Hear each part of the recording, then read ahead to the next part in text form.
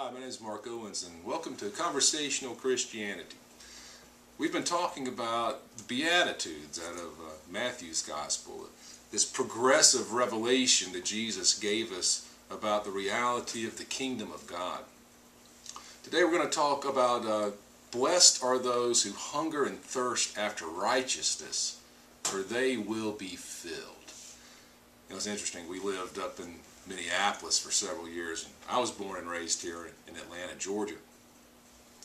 Usually when we would finally come home for holiday trips, it was always an exciting event. We would drive down out of Minneapolis into Des Moines, Iowa, hang a left, take that over till you got to Champaign, Illinois, turn right, and go through about 8 million cornfields until you passed the Superman statue in Metropolis, Illinois, crossed into Kentucky, through Paducah, over the river, and you finally got to Fort Campbell, Kentucky. And there, as you came in, you saw for the very first time in all of that 8,000-mile trip, a beacon on the highway. It was a great big yellow and black sign that said Waffle House.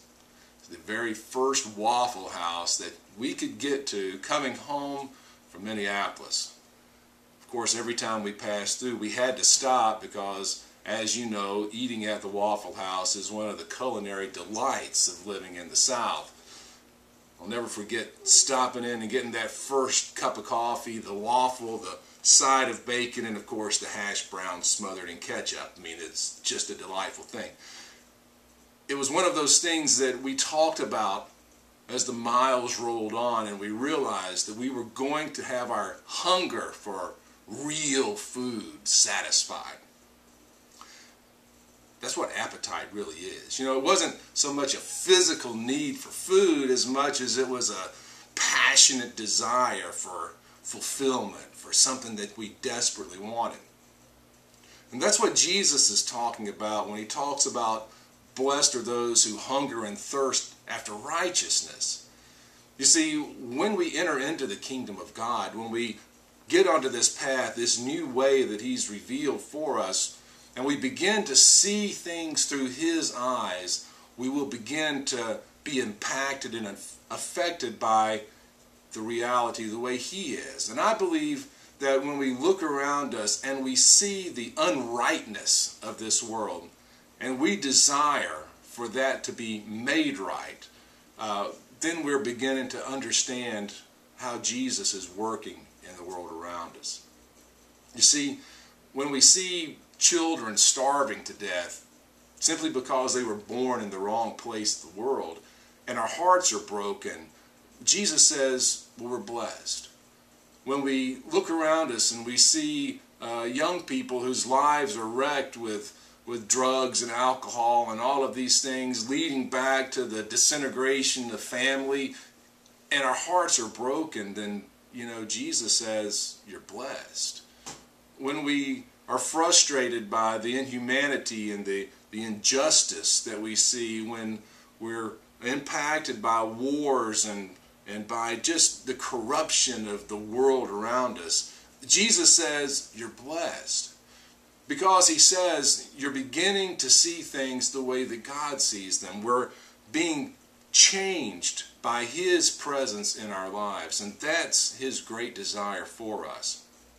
You know, it's really, really hard when we live in a broken world to sometimes hold on to a hope that things are going to get better. And yet that's the promise that Jesus is making right here on this day as he stands there in the midst of a group of people who understand what oppression is, who understand what poverty is, who understand what it means to live in a world that's upside down and broken.